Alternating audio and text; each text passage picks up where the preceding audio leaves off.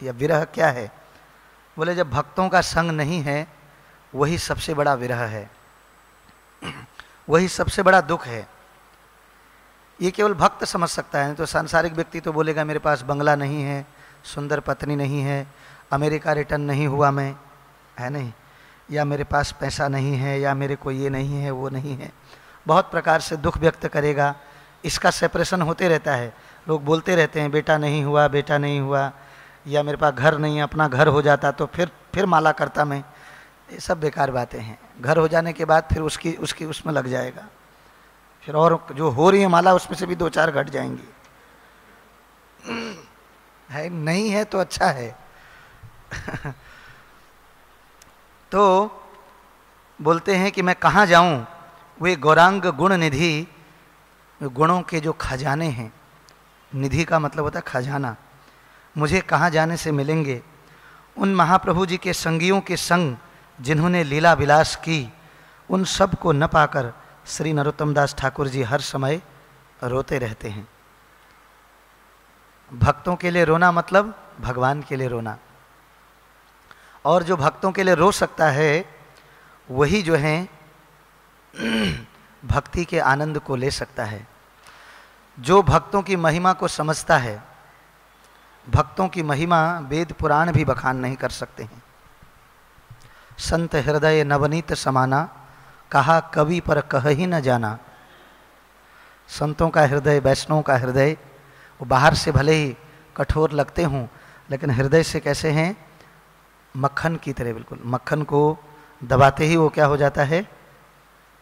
पूरा मक्खन को कोई भी, एक बच्चा भी अगर हाथ उसमें रखेगा तो वो भी क्या हो जाएगा? पिचक जाएगा। इसीलिए भक्ति का वाहन बता रखा है सरलता। हर एक का वाहन है ना, विष्णु जी का वाहन है गरुड़ जी, कार्तिकेय जी का वाहन है इसका वाहन उसका वाहन। तो भक्ति का वाहन क्या है? सरलता। भक्त जो है सरल हैं, जिनके पास जाना कठिन नहीं है, बहुत सरल। आप जब चैतन्य चरितामृत पढ़ेंगे उसमें देखेंगे कि महाप्रभु सब भक्तों से गले मिल रहे हैं कैसे, और जिस भी स्थान पर जा रहे हैं वहां पर कीर्तन हो रहा है और नृत्य हो रहा है, नाच रहे हैं। नाचो गाओ करो भक्त संगे संकीर्तन, कृष्ण नाम उपदेशी तारो सर्वजन। 3 काम हैं हमारे मूवमेंट के भी, प्रबल काम जो है। बोले हमारे क्या है सबसे बड़े कार्य जी? बोले नाचो गाओ करो भक्त संगे संकीर्तन। बोले नाचना है, गाना है, और भक्तों के संग जो है संग में कीर्तन करना है, और प्रसाद पाना है। बस इतना बढ़िया काम किसको मिलेगा प्रभु बताओ?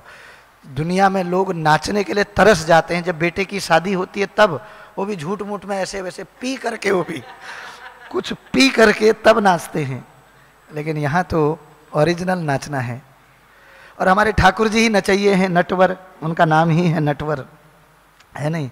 भगवान भी नाचते हैं हमारे, और राधा रास बिहारी जी तो नाचने वाली फॉर्म में ही हैं। किसी ने प्रभुपाद जी से पूछा, प्रभुपाद सब जगह की राधा रानी ऐसा कर रही हैं, वृंदावन की राधा रानी ऐसे क्यों की हैं? वहाँ ऐसे नहीं है ना। तो बोलते हैं here Radha Rani is dancing form.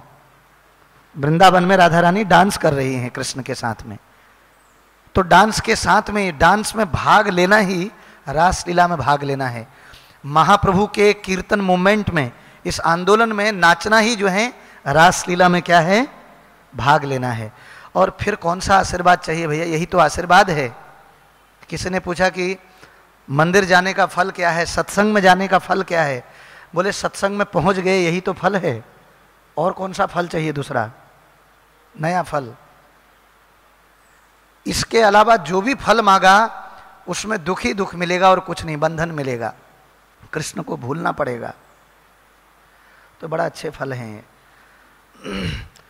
तो हम भी रामानंद राय जी से प्रार्थना करेंगे कि अपनी भक्ति का एक बूंद हमें प्रदान करें, और हमें भी उनका विरह होए।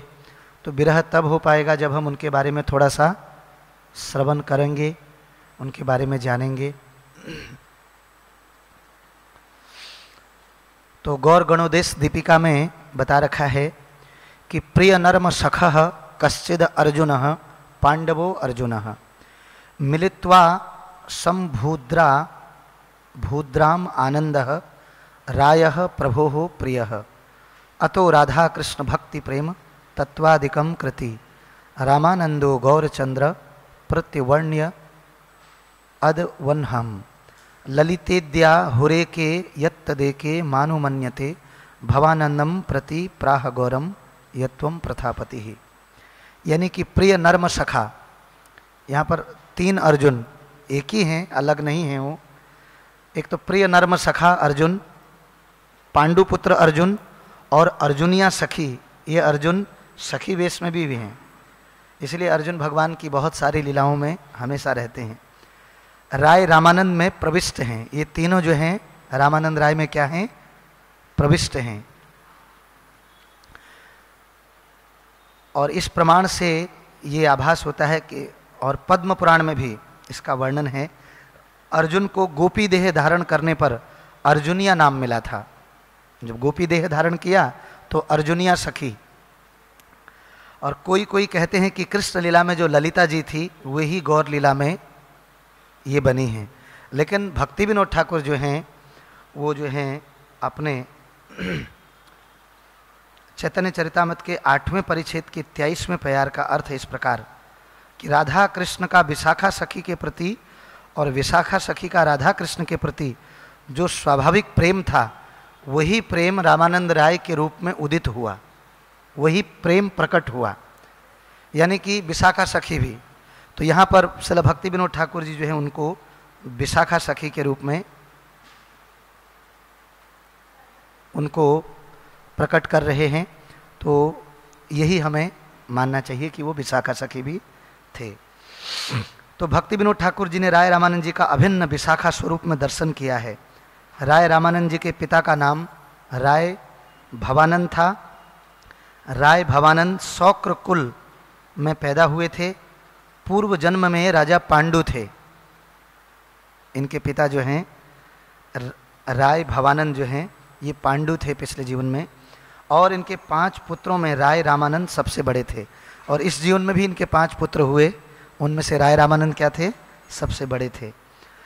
तो पहले पुत्र का नाम हो गया रामानंद, राय रामानंद। अन्य 4 पुत्रों के नाम जो हैं श्री गोपीनाथ पटनायक, कलानिधि, सुधानिधि और वाणीनाथ पटनायक। साक्षात पांडु तुम्ही तुम्हारे पत्नी कुंती, पंच पांडव तुम्हारे पंच पुत्र महामती। ये चैतन्य चरितामृत 10वें अध्याय का 53वें प्यार में है। पुरी के पश्चिम में यानी कि 6 कोस दूरी में ब्रह्मगिरी, या दूसरे शब्दों में उसको अलालनाथ भी बोलते हैं, अलालनाथ में राय भवानंद जी का निवास था। तो राय भवानंद जी की वंश परंपरा से आए मनोहर राय की लेखनी से राय रामानंद के वंश का संक्षिप्त परिचय मिलता है। श्रील प्रभुपाद जी ने चैतन्य चरितामृत अनुभाष्य में श्री राय रामानंद जी के बारे में लिखा है कि उत्कल देश के समाज में कर्ण जात्री शौक्र शूद्र कहकर प्रसिद्ध हैं और रामानंद जी इसी कारण जाति में पैदा हुए थे। इसीलिए लौकिक दृष्टि से वे शूद्र जाति के थे, परंतु शौक्र शूद्र होने पर भी वे ब्राह्मण और ब्राह्मण गुरु वैष्णव परमहंस थे। इसके अलावा तो जाति कुल सब निरर्थक है। वैष्णव के वैष्णवेर जाति बुद्धि, ये भी जो है बहुत बड़ा अपराध है कि ये उड़ीसा का है, ये बंगाल का है, ये जो है यूपी का है, ये यहाँ का है। कोई ये कहता है कि मैं कृष्ण का हूँ, हाथ खड़ा करोगे कि बंगाल के कितने हैं तो आधे लोग बोलते हैं हाँ मैं बंगाल का हूँ, लेकिन मैं कृष्ण का हूँ ये बहुत कम लोग हाथ खड़ा करते हैं, मैं कृष्ण का हूँ। तो हमारा असली परिचय यही है कि हम कृष्ण के हैं, कृष्ण के अंश हैं। ममय अंशो जीव लोके जीव भूतो सनातनः। तो ये जाति बुद्धि ही जो है, ग्रुपिज्म, हमारा एक ही ग्रुप है, वासुधैव कुटुंबकम, जो प्रभुपाद जी ने समाज बनाया। क्या? वर्णाश्रम, वर्णाश्रम धर्म। लेकिन प्रभुपाद जी क्या बोलते थे इसको? कौन सा वर्णाश्रम? दैवी वर्णाश्रम, दिव्य।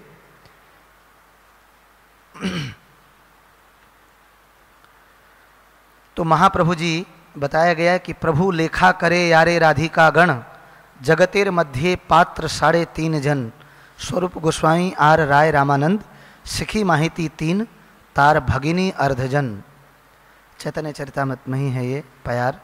श्रीमन महाप्रभु जी की जिनकी राधिका जी के गणों में गिनती करते हैं, वे जगत में 3.5 पात्र ही हैं।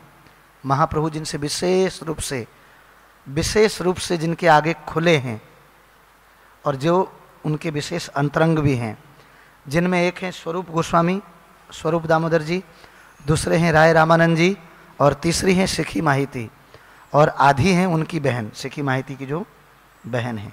तो 3.5 पात्र ये जो हैं इनके जो है महाप्रभु के प्रिय हैं।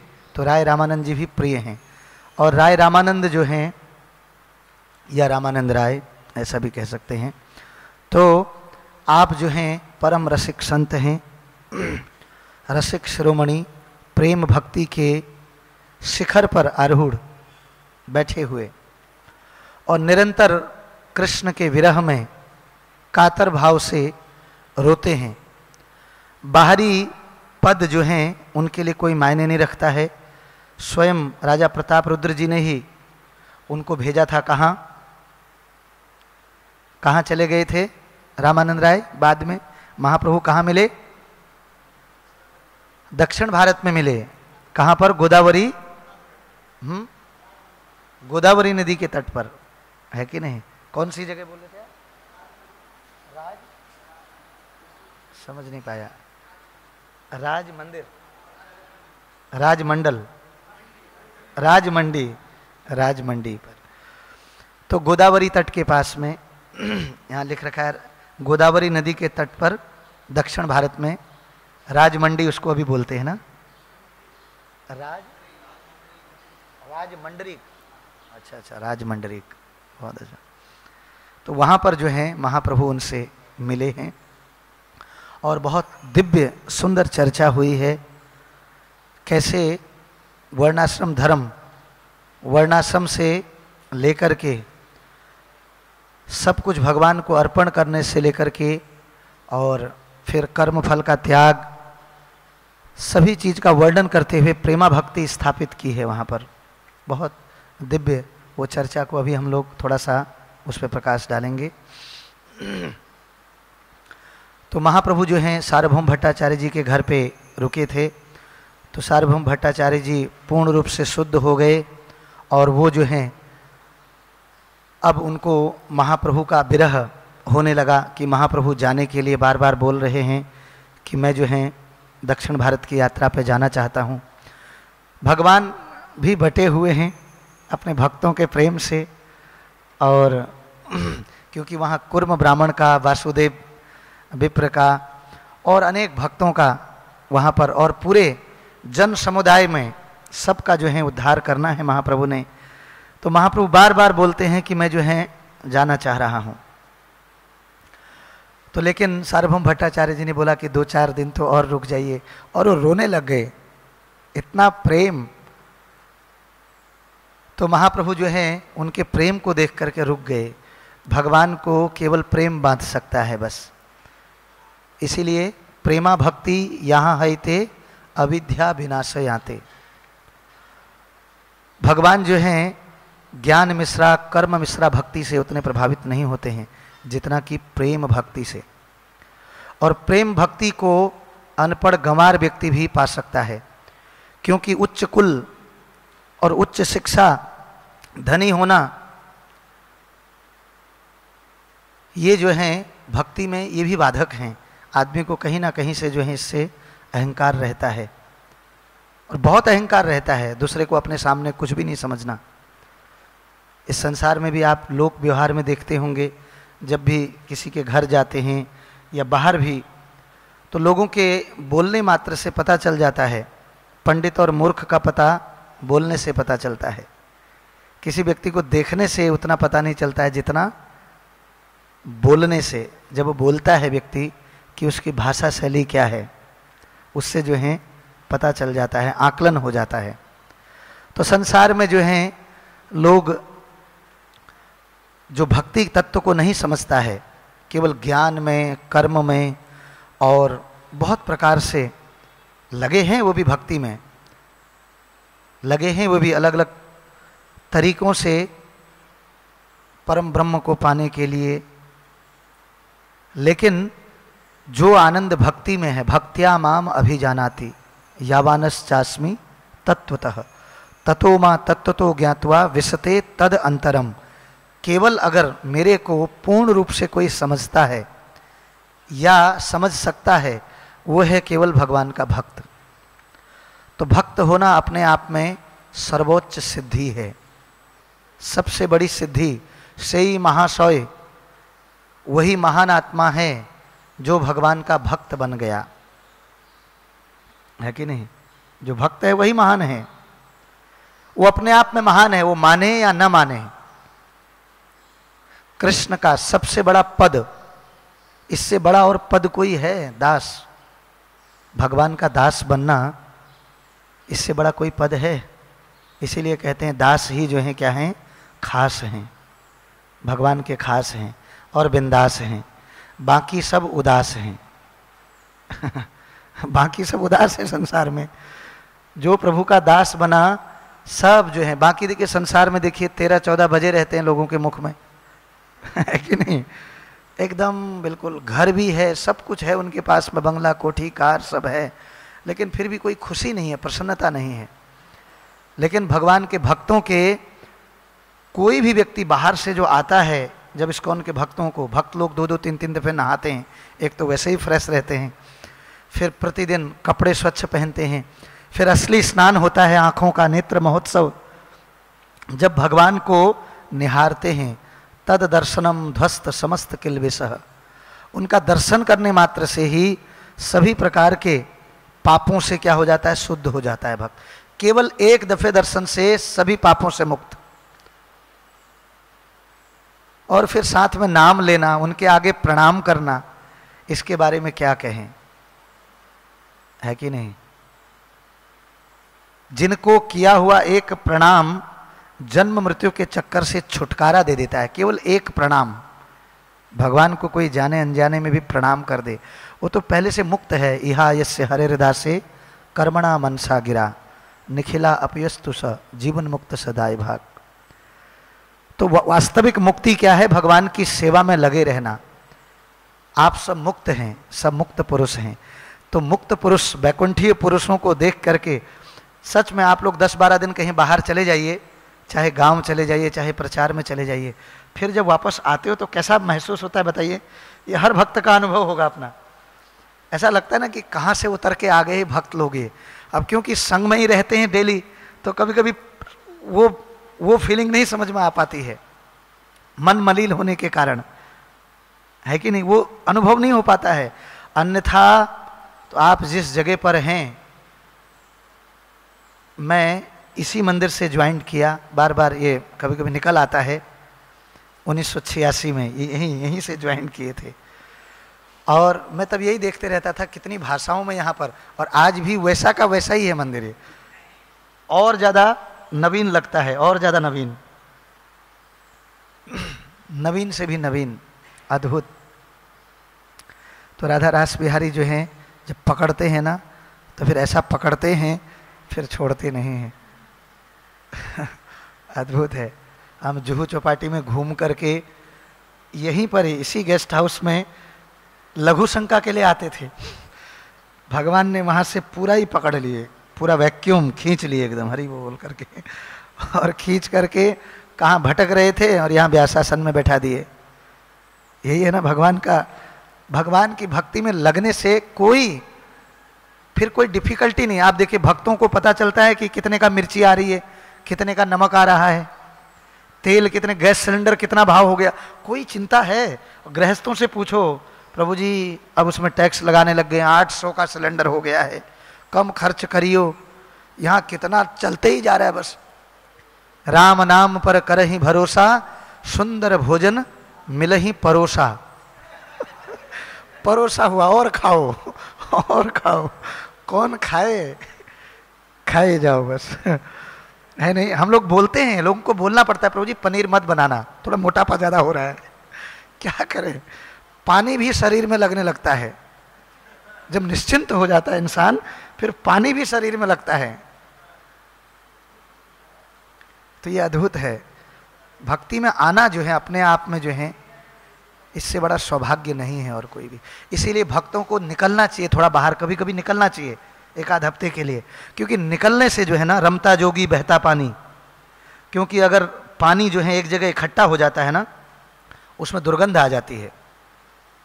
ऐसा नहीं कि भक्तों में दुर्गंध आ जाए, भक्त लोग तो यहाँ भगवान का नित्य वो कर रहे हैं, केवल अपने आप को थोड़ा सा और शुद्धिकरण के लिए, कि संसार में कितने कष्ट हैं, लोग कितने कष्टों में जी रहे हैं, और हमारे पास सुख ही सुख है। बाहर जाना है तो गाड़ी वाला सामने ड्राइवर ला के खड़ा कर देता है।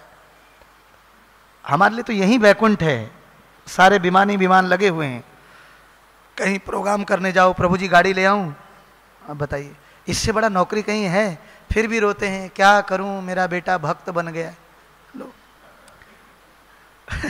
इतनी सुविधा मिल गई, अब कौन सा उस क्या बनाना है उसको बताइए, हैं? मतलब अभी वो क्या बोलते हैं, संसार का दास। कितना देखिए, कितना स्ट्रगल है संसार में, बहुत स्ट्रगल है, बहुत ज़्यादा। पहले 8 घंटे लोग काम करते थे, आजकल अब धीरे धीरे 12 घंटे। अभी किसी से पूछो 12 घंटे काम करता है वो। जाने में 2 घंटा ट्रैफिक, क्योंकि सभी शहरों में आके बस गए, आने में 2 घंटा। और वहाँ पर ऑफिस में टेंशन क्या है, वहाँ पर वो कर दिया है, क्या बोलते हैं ये, उसको टारगेट रख दिया, टारगेट ये अचीव करना ही है तभी आगे बढ़ोगे, नहीं तो वो टेंशन पूरा उसको। और धीरे धीरे तो लोग ये पाए जाएंगे कहते हुए कि 18 कितने घंटे काम करते जी, बोले 18 घंटे काम करता हूँ। और बड़ा खुश होते हैं लोग, प्रभु जी डे नाइट सर्विस कर रहा हूँ मैं। मैंने कहा तेरे से ज़्यादा दुखी कौन है, सारे रोग लेकर के बैठा हुआ है, खाने के लिए टाइम नहीं है, वो जो है कार में बैठे बैठे बर्गर खा रहा है वो ठीक है कि नहीं? तो बड़ी बुरी स्थिति है। आप लोग कितने देखिए, समय ही समय हमारे पास में, केवल भक्ति करनी है, समय ही समय है। तो इस जीवन में भगवान को पा लेना चाहिए। इसी जीवन में भगवान मिल गए हैं, केवल उनको अपना बनाना है। हम उनको अपना नहीं कह रहे हैं, बस सबको अपना कह रहे हैं। कितनी जल्दी देखिए, फेसबुक में 5-5 हजार रिश्ते बना लिए लोगों ने, उसको जानता भी नहीं कहाँ रहता है, अमेरिका में कहाँ। और अपने बगल में रहने वाले भक्त से प्रेम नहीं है उसको। फेसबुक में 5000 फ्रेंड, और यहाँ एक फ्रेंड नहीं बन पाया, वो बगल में बैठा हुआ है, एक दोस्त नहीं बन पाया। कितनी मुश्किल है। वो कैसे दोस्त बन गया जिसके बारे में जानते भी नहीं हो, ठग है क्या है वो। इसकी 2-4 गलतियां अगर हमको मान लिया नजर आती हैं, उसको लेकर के बैठ जाएंगे तकिया कलाम करके, पूरा बस पकड़ करके बैठ गए एकदम बिल्कुल। भक्त के अंदर गलती भी है तो भगवान उसको साफ कर देते हैं, केवल लगे रहने से भक्ति में। तो हमारा डिपार्टमेंट नहीं है। यही भक्तों से हम गए।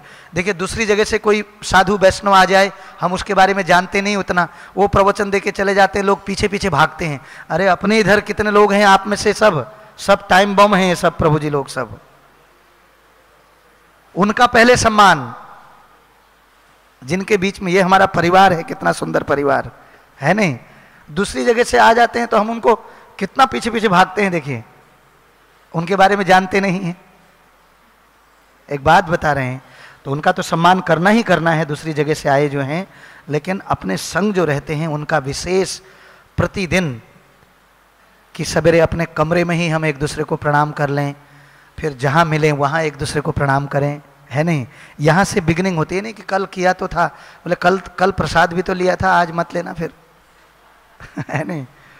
रघुनाथ दास गोस्वामी जी 2000 दफे वैष्णवों को प्रणाम करते थे और 1000 दफे भगवान को प्रणाम करते थे, 64 माला भी करते थे, लिखते भी थे, है नहीं।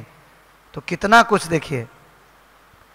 तो हम लोग को 1000 दफे तो छोड़िए, 20 दफे प्रणाम करने को हो जाए तो फिर क्या हो जाता है, बोले आज बहुत हो गया 20 दफे प्रणाम नहीं कर पाएंगे। तो रामानंद राय जी जो हैं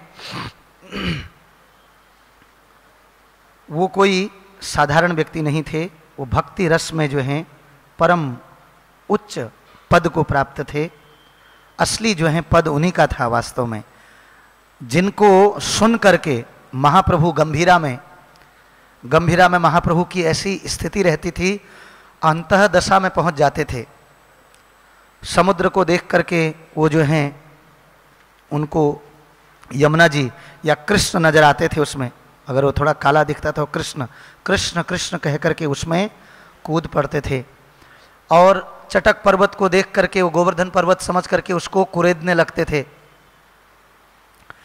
और क्या क्या, कभी कभी अपने ही शरीर को कुरेद देते थे, कभी अपने शरीर को ऐसे रगड़ते थे दीवारों से, उनके खून ना निकल जाए करके, क्योंकि बाह्य दशा में होते ही नहीं थे, अंतः दशा। तो रामानंद राय जो है उनको क्या करते थे, श्लोकों को बोल करके, भागवत के श्लोकों को बोल करके, प्रेम के, राधा कृष्ण के प्रेम के श्लोकों को बोल करके उनको जो है वापस बाह्य दशा में लाते थे। ये जो है इसलिए अंतरंग थे और निरंतर उनके संग में जो हैं ये रहते थे। तो आज जो हैं सार्वभौम भट्टाचार्य जी जो हैं कह रहे हैं कि महाप्रभु अगर आप जा रहे हैं तबे सार्वभौम कहे प्रभुर चरणे अवश्य पालिबे प्रभु मोर निवेदन, रामानंद राय आछे गोदावरी तीरे अधिकारी हयन तहों विद्यानगरे, शूद्र विषयी ज्ञाने उपेक्षा ना करीवे, आमार बचने तारे अवश्य मिलिवे, तुम्हार संगेर योग्य ते हो एक जन, पृथ्वी ते रसिक भक्त नाही तार सम, पांडित्य आर भक्ति रस दुहेर ते हो सीमा, संभासिले जानिबे तुम्ही ताहार महिमा, अलौकिक वाक्य चेष्टा तार न बुझिया, परिहास करिया छे तारे वैष्णव बोलिया, तुम्हार प्रसादे एवो जानिलू तार तत्व, संभासिले जानिबे यार ये मनो महत्व। महाप्रभु से सार्वभौम भट्टाचार्य जी कह रहे हैं कि मैं आपके चरणों में निवेदन करता हूँ, हे महाप्रभु मेरा निवेदन अवश्य स्वीकार करें। निवेदन क्या है? बोले कि रामानंद राय गोदावरी के किनारे विद्यानगर में रहते हैं, वे विद्यानगर के अधिकारी हैं। ये जो है मद्रास के पास में आता है ना, मद्रास से पास में है काफ़ी ना विद्यानगर, या और दूर। तब वे मद्रास में जो हैं गवर्नर थे, राज्यपाल थे वहाँ के। तो सामान्य दृष्टि से पद पोजीशन वाले व्यक्ति को भी क्या बोलते हैं, शूद्र ही कहा जाता है भक्ति की दृष्टि से। लेकिन भक्ति में जो पद हैं वो दिव्य पद हैं। वो पद जो हैं सबके मनों को कृष्ण में लगाने के लिए हैं।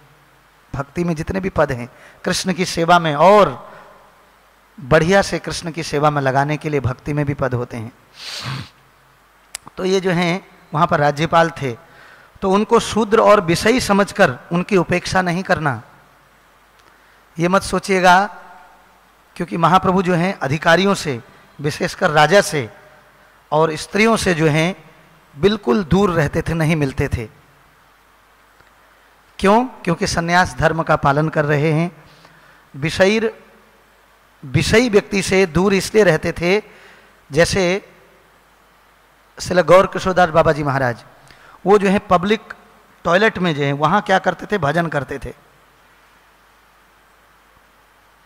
अब पब्लिक टॉयलेट में कितनी बदबू आती है बताइए आप। ठीक से साफ भी नहीं करते हैं लोग उसको। जैसे प्राइवेट लोग टॉयलेटों को प्राइवेट में दे देते हैं तो वो लोग सफाई करते हैं, नौकर चाकर रखे रहते हैं, बार बार सफाई होते रहता है। तो वहाँ पर भजन करते थे वो। तो वहाँ के अधिकारी गणों ने सोचा कि इतने बड़े महात्मा जी और ऐसी निम्न स्थान में भजन कर रहे हैं। उन्होंने उनके पास जाकर के बोला कि प्रभु आप बाहर आइए और इस ऐसे स्थान में भजन मत कीजिए, हम आपके लिए बढ़िया अच्छा स्थान बना देते हैं। तो गौर किशोरदास बाबा जी महाराज जो हैं बोलते हैं बिल्कुल नहीं नहीं नहीं, मुझे वहाँ नहीं आना है। तो उनसे पूछा गया कि आप ऐसा क्यों कह रहे हैं, ये स्थान कितना दुर्गंध युक्त है।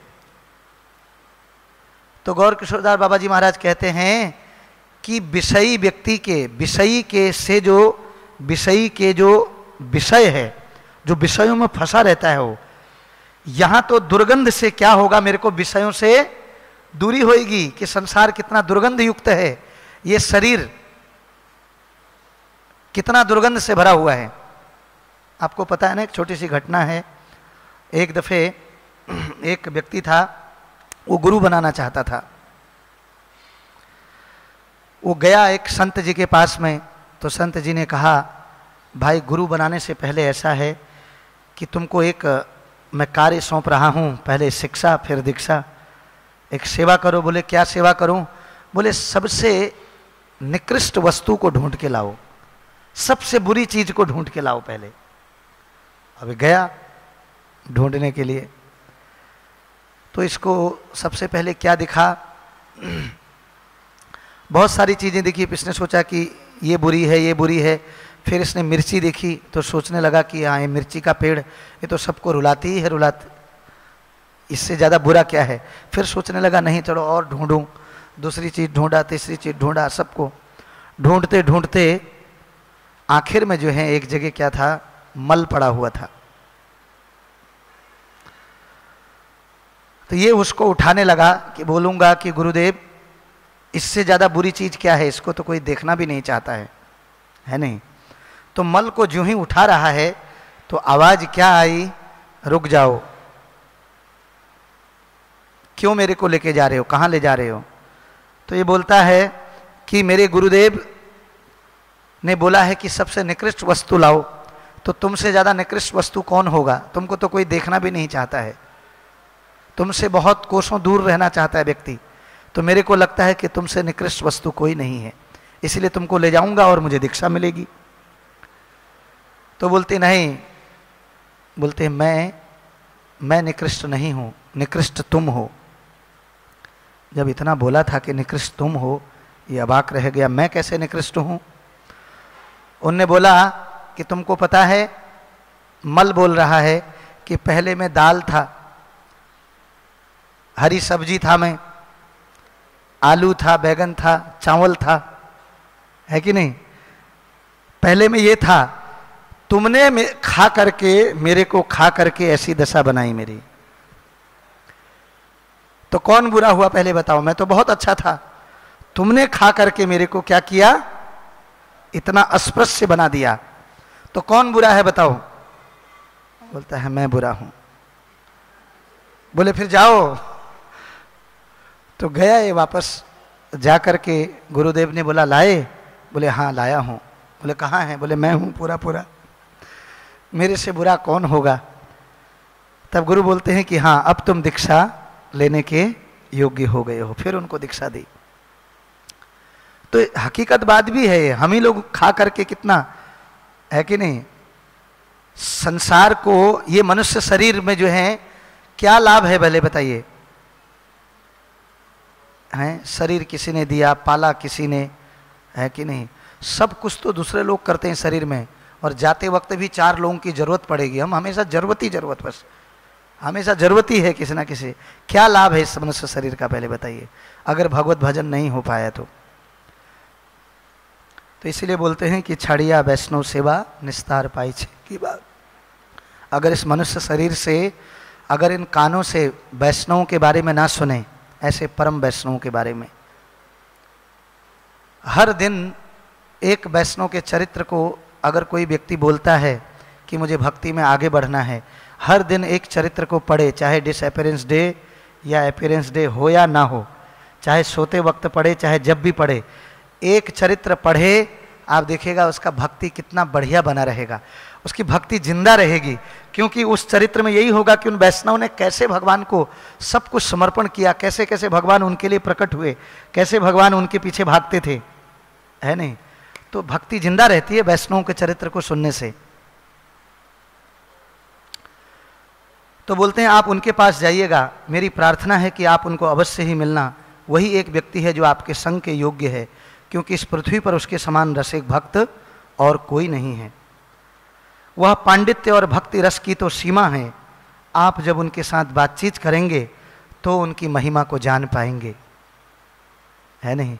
किसी से मिलने पर और उनसे श्रवण करने पर, आपने देखा होगा भगवान को जब श्रील भक्ति सिद्धांत सरस्वती महाराज जी प्रवचन दे रहे थे, तो भगवान का पट खुला, तो उनके अनेक सन्यासी शिष्य भी प्रवचन छोड़ करके दर्शन करने गए। तो क्या कहते हैं भक्ति सिद्धांत सरस्वती महाराज जब वो वापस आए? बोले आंखों की एक्सरसाइज हो गई, आंखों की एक्सरसाइज हो गई है। मतलब आंखों से तुम भगवान को क्या देखोगे?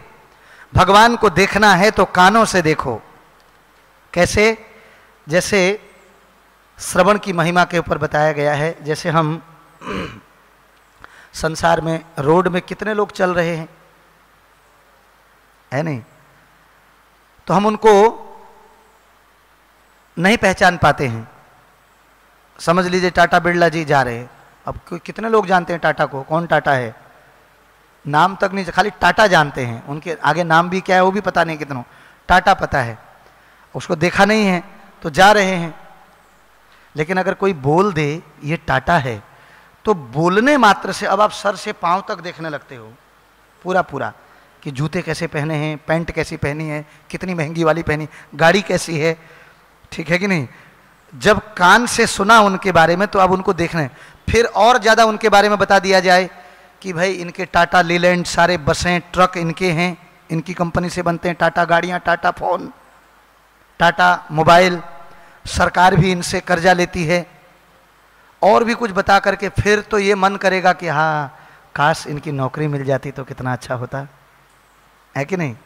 उनके बारे में सुन लिया तो फिर मन क्या करता है, इनकी नौकरी मिल जाए। तो सुनने के बाद जो है आप उनको पूरा पूरा क्या होते हो, पूरा उनके बारे में जानते हो सुनने के बाद। इसी प्रकार जबकि देखने से उनको नहीं पहचान पाए थे, इसी प्रकार जब हम भगवान को देखते हैं, देख करके तो हमको आनंद आता है, समझते हैं, लेकिन जब श्रवण करते हैं हम भगवान के बारे में, उनकी महिमा को, तब जो है भगवान को अंदर से समझते हैं, वास्तव में समझते हैं। फिर मन करता है कि हम किसको हम समर्पित हुए हैं, किन को समर्पित हुए हैं हम, हमारा अहोभाग्य कैसे है, हम कैसे भक्तों के बीच में हैं, है नहीं? तो इसलिए कान से जो है भगवान को देखना चाहिए, कानों से, ये असली में देखना होता है। और ऐसे परम जब रस की बात चलती, एक दफे रामानंद राय जी की चर्चा चल रही थी तो अनेक भक्त, उसमें यही आया था कि जब तक हम प्रेम भक्ति नहीं करेंगे तब तक जो है भगवान प्रसन्न होने वाले नहीं हैं। तो काफी भक्तों के मन में संशय आया।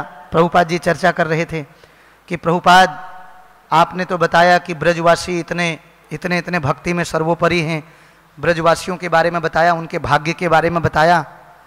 प्रभुपाद हम जो हैं, हम किस ब्रजवासी का संग करें? फिर बताइए, आप बताइए किस ब्रजवासी का संग करें?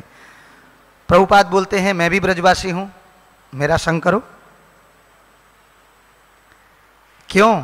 ब्रजवास का मतलब है जो वास्तव में राधा कृष्ण के प्रेम को अपने हृदय में रखता है और जो निरंतर उनका चिंतन करता है, निरंतर उनकी सेवा करता है बिना किसी रुकावट के, वही जो है क्या है, ब्रजवासी है। तो प्रभुपाद बोलते हैं मैं भी ब्रजवासी हूं, मेरा क्या करो, मेरा संग करो। और वास्तव में प्रभुपाद ब्रजवासी थे, जिन्होंने पूरे ब्रज को पूरे विश्व में मार्केटिंग कर दी। करी कि नहीं करी, पहले बताइए। हनुमान जी तो एक समुद्र को पार करके लक्ष्मण जी को होश में लाए थे संजीवनी बूटी से। प्रभुपाद 7 समुद्र पार करके सारे के सारे बद्ध जीवों को क्या किए, गीता और भागवत महामंत्र देकर होश में लाए हैं। लाए कि नहीं लाए हैं? तो प्रभुपाद जी ने जो किया है वो कौन कर सकता है? अद्भुत। तो भगवान अपने भक्तों को श्रेय देते हैं, है नहीं? अपने भक्तों को कितना भगवान जो हैं अपने से ज्यादा, मोरे मन प्रभु अस विश्वासा, राम से बढ़कर राम कर दासा।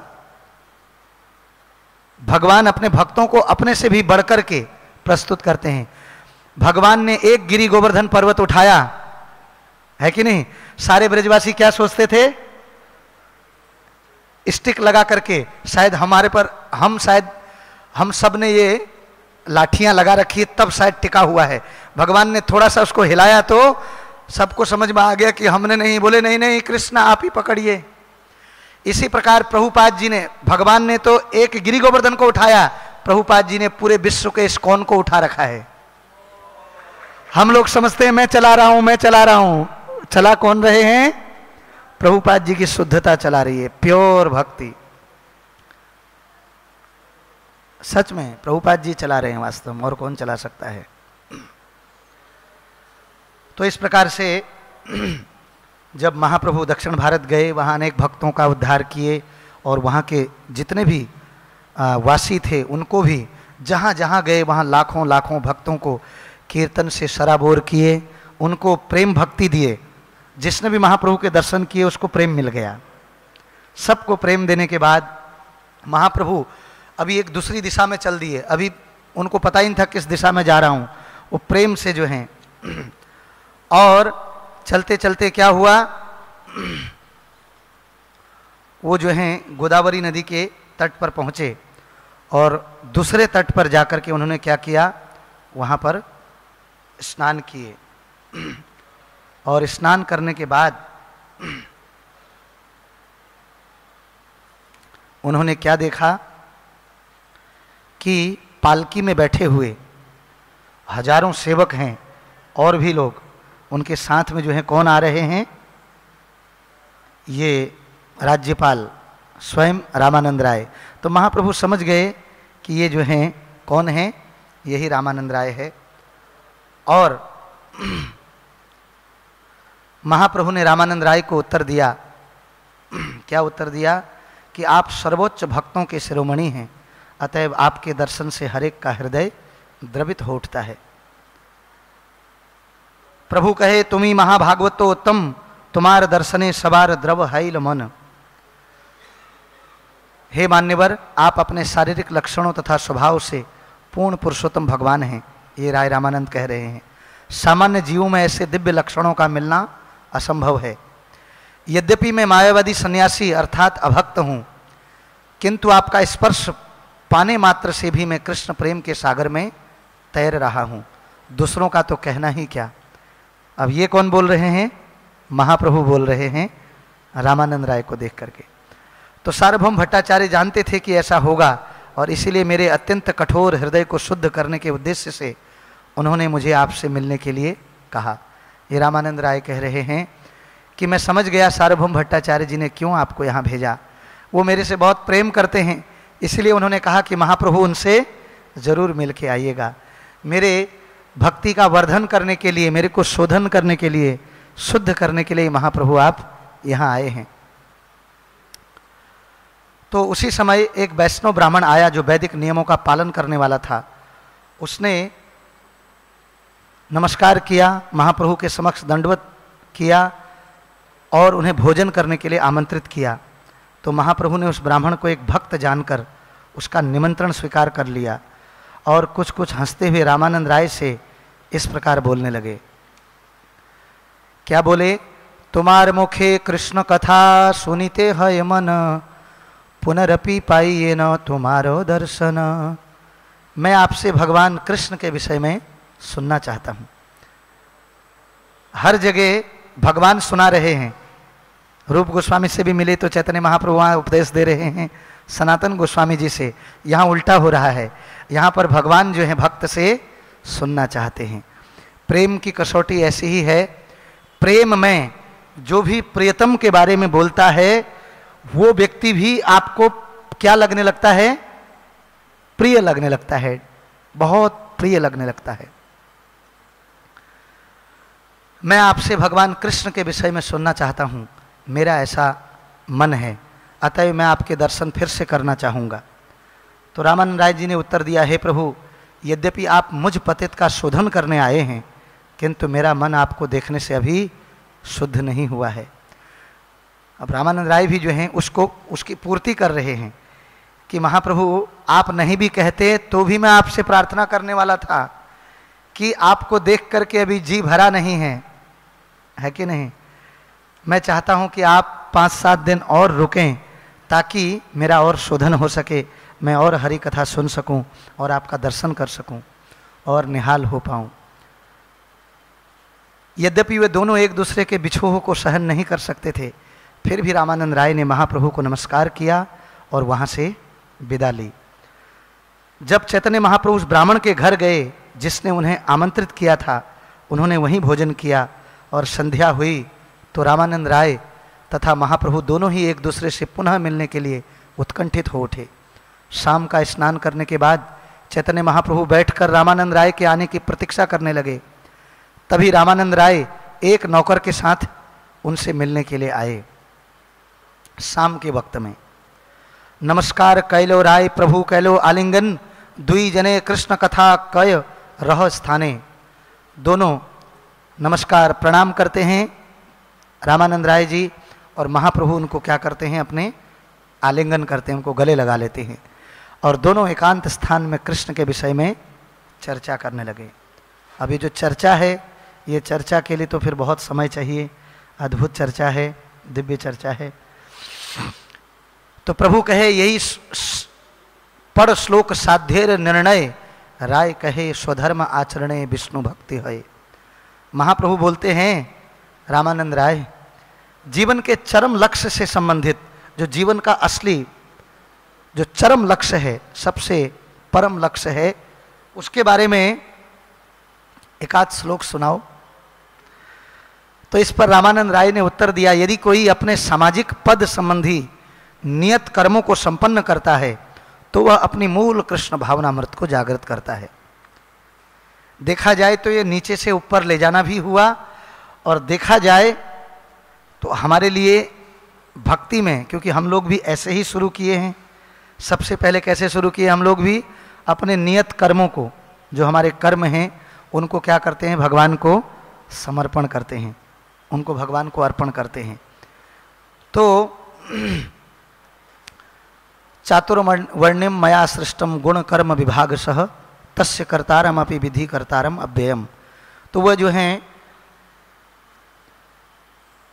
वर्णाश्रम धर्म के बारे में महाप्रभु को बता रहे हैं कि 4 वर्ण और 4 आश्रम, इस प्रकार से अपने अपने वर्ण में रह करके व्यक्ति क्या करे, जब अपने नियत कर्मों को जो है वो संपन्न करता है, प्रिस्क्राइब ड्यूटीज कैसे संपन्न करता है, शास्त्रों के आदेशानुसार, तो ये जो है क्या करता है, उसको कृष्ण भावनामृत को उसकी जागृत जगाता है।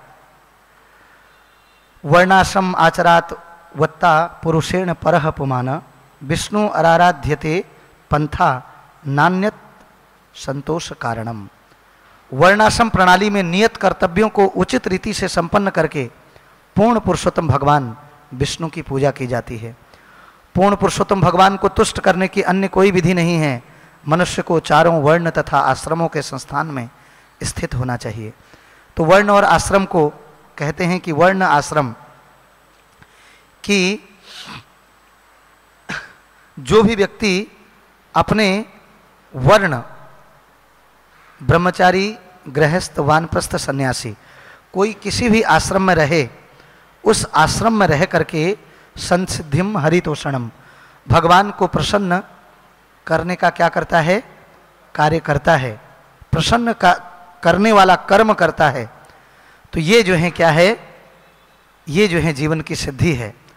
तो महाप्रभु ने बोला ठीक है। प्रभु कहे ठीक है, एहो बाह्य, ये भी, ये क्या है, ये भी बाहर, ये भी सेकेंडरी है। कहने का बाह्य का मतलब ये भी सेकेंडरी है, कुछ और कहो, आगे आर कहो। राय कहे कृष्ण कर्मा अर्पण सर्व साध्य सार। महाप्रभु ने कहा यह तो बाह्य है, आप मुझे कोई दूसरा साधन बताओ। इस पर रामानंद राय जी ने सारी पूर्णता का सार यह है कि अपने कर्मों के फल को कृष्ण को अर्पित किए जाएं। पहले बोले कि अपने कर्म को कृष्ण भावना भावित बनाएं, अपने नियत कर्मों को, जो भी प्रिस्क्राइब ड्यूटी हैं उसको ठीक से करें। अब बोलें कि उन कर्मों को क्या करें, हम अर्पण करें जब भगवान को। तो उसके लिए गीता का एक श्लोक जो है उद्धृत कर रहे हैं, यद करोसि यदस्नासि यज्जुहोसि ददासि यत् तपस्वसि कौन्तेय तत्कुरुष्व मदर्पणम। तुम जो कुछ भी करते हो, जो कुछ खाते हो, पीते हो, तपस्या करते हो, जो कुछ भी करते हो, मुझको अर्पित करो।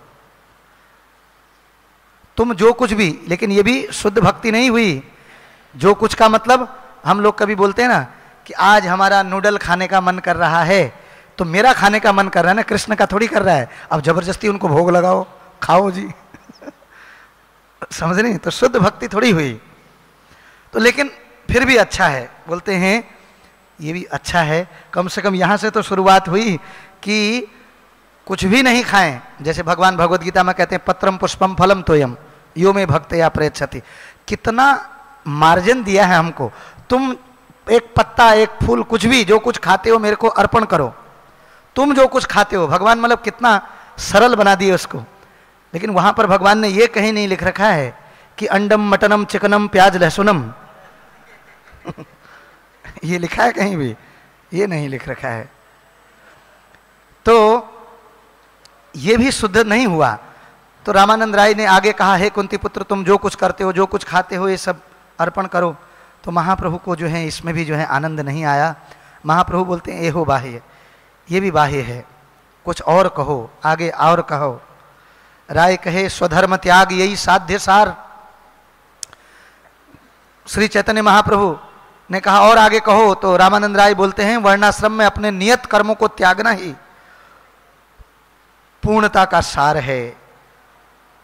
स्वधर्म त्याग, अपने नियत कर्म का मतलब जो प्रिस्क्राइब ड्यूटीज हैं हमारी, जो कर्तव्य हैं, उनको छोड़ करके सरेंडर हो जाओ। तो श्लोक क्या बोल रहे हैं? सर्वधर्मान परित्यज्य मामेकम शरणम व्रजः अहम त्वाम सर्व पापेभ्यो मोक्षयिष्यामि मा शुचः। तो भैया सीधे सीधे सभी धर्मों को त्याग करके, त्याग करना ये भी बड़ा मुश्किल है व्यक्ति के लिए, है कि नहीं? और धर्म का, इन सभी धर्मों को त्याग कर दिया, लेकिन भगवान की प्रेमा भक्ति उदय नहीं हुई, तो त्याग का क्या महत्व है? क्योंकि भगवान त्याग से थोड़ी प्रसन्न होते हैं, बड़ी बड़ी तपस्याओं से, या बड़े बड़े ब्रह्मचर्य व्रत से, या बड़े बड़े संन्यास से नहीं। इन सब का उद्देश्य क्या है? प्रेमा भक्ति पाना। जैसे महाप्रभु जब कीर्तन करते थे श्रीवास आंगन में, जिसको रास स्थली भी कहते हैं, वहां पर एक जो है एक ब्रह्मचारी थे, वो जो है क्या कर रहे थे? दूर से देख रहे थे। तो महाप्रभु बोलते हैं कीर्तन में आनंद नहीं आ रहा है श्रीवास। तो श्रीवास देखते हैं, तो वो जो है क्या कर रहे थे? क्या पी रहे थे वो? हैं दूध या छाछ जो है, एकदम त्याग में बस हो गया, पूरे दिन भर में यही मैं पीता हूं और बड़ा तपस्वी हूं। तो महाप्रभु को उनका वो त्याग पसंद नहीं था, तो वो देख रहे थे छेद से, तो वो भी बोलते, महाप्रभु बोलते मुझे आनंद नहीं आ रहा है। क्योंकि त्याग तपस्या से भगवान नहीं मिलते हैं, त्याग करना जरूरी है। क्या जरूरी है? जो वास्तव में जिनसे भगवान की भक्ति में बाधा हो रही है, वो चीजें त्याग करना जरूरी है। लेकिन केवल त्याग में ही ना रह जाएं हम। जीवन का लक्ष्य भी हमें पता होना चाहिए कि जीवन का लक्ष्य त्याग से भी ऊपर है। जैसे महाप्रभु कहते हैं ना अहम विप्रो नरपति नाम अपि वैश्यो न शूद्रो ना अहम वर्णी गृहस्थ बनस्थो पितरवा किंतु प्रमोद अखिल पूर्णमृताब्धे गोपीर भरतु पाद कमलयो दास दासानो दास। ना मैं ब्रह्मचारी हूं, ना गृहस्थ हूं, ना वानप्रस्थ हूं, ना सन्यासी हूं, ना ब्राह्मण हूं, ना क्षत्रिय हूं, ना वैश्य हूं, ना शूद्र हूं। तो क्या हो?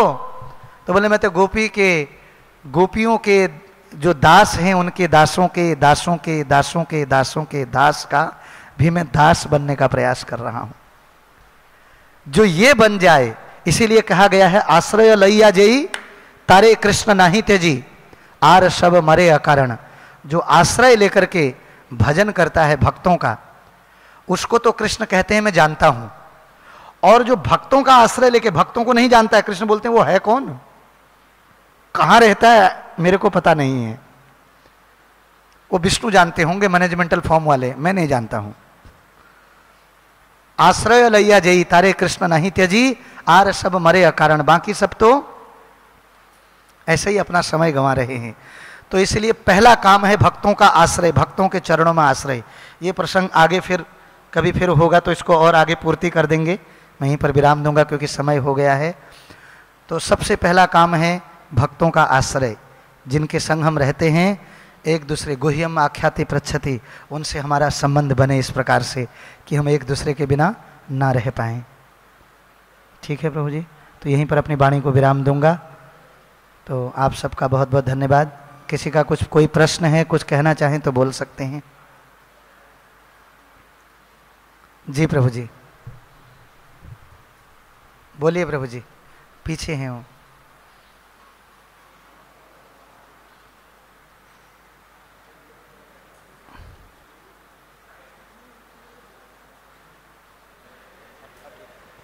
हरे कृष्णा। हरे कृष्णा प्रभु जी। तो आपका प्रवचन सुनने से हमें बहुत आनंद आया और आपसे हम ये जानना चाहते हैं कि आप जब इस्कॉन जुहू मंदिर में आए तो सबसे पहले किस भक्त से आपका भेंट हुआ और आपको पूर्णतः समर्पित होने के लिए कैसे प्रेरणा मिली? हरि बोल। मेरे को तो वैसे क्योंकि बहुत सारे भक्त उस वक्त के याद नहीं है पूरा। सबसे पहले तो मैं अपने हमारे से जो शरीर से उम्र में बड़े हैं परमानंद प्रभु, तो उनसे ही मिला मैं। वही जो है वो पहले भक्त बने। वो मेरे को बार बार बोलते थे मैं हरिद्वार चला जाऊंगा, हरिद्वार चला जाऊंगा। तो वो सबसे पहले यहाँ आए। गीता मैराथन का समय था और बाहर लोडिंग हो रही थी गीता। तो भाईंदर मंदिर के प्रेसिडेंट तब जगजीवन प्रभु जी, उनको मिले होंगे। तो उन्होंने बोला क्या मैं यहाँ भक्त बन सकता हूँ? खुद बोले मैं भक्त बन सकता हूँ। वो जाने वाले थे हरिद्वार, लेकिन उन्होंने ट्राई किया कि ऐसे ही चलो यहाँ देख लेता हूँ, यहाँ पर भी तो भक्त लोग हैं। तो उन्होंने बोला बिल्कुल हाँ भक्त बन सकते हो। तो गीता लोडिंग शुरू कर दी। तो ऐसे वो भक्त बने गीता। और बल्कि इस मंदिर में नहीं, यहाँ से सीधे भाईंदर पहुँचे हो। तो मैं भी फिर भाईंदर जाने लगा उनसे मिलने के लिए। और मेरे भी बहुत सारे प्रश्न थे, हमारे प्रश्न थे कि ये संसार क्यों बनाया, अगर कुछ नहीं होता तो क्या होता, मान लिया कुछ नहीं होता। तो ये सुन करके कभी कभी हम शॉक्ड हो जाते थे एकदम, क्योंकि इसका कोई उत्तर ही नहीं दे पाता था। और एक प्रश्न और था, हर व्यक्ति स्त्री की तारीफ करता है, ऐसा क्यों? जैसे पुरुष लोग स्त्रियों के बारे में चर्चा करते हैं, स्त्रियां पुरुषों के बारे में, ऐसा क्यों? तो बहुत सारे ऐसे प्रश्न थे। तो पहले तो उनसे ही मिला, फिर तो आगे जो हैं देवकी नंदन प्रभु जी भी हैं और बहुत सारे भक्त लोग हैं, उनसे मिले। ऐसे करके जीवन आगे बढ़ा। लेकिन 3-3.5 साल के बाद हम लोग बिना बताए जो हैं दिल्ली मंदिर चले गए। तब मंदिर वहाँ बना भी नहीं था, बिना बताए। इसलिए क्योंकि हमने अगर बताएंगे तो जाने नहीं देंगे तो फिर वहाँ से फिर पूरा आगे शुरू हुआ जी। हनुमान जी नहीं मिले थे नहीं, हनुमान जी भी मिले थे, हनुमान जी भी मिले थे तब जी। और आगे प्रश्न था किसी का? धन्यवाद है। हरे कृष्णा।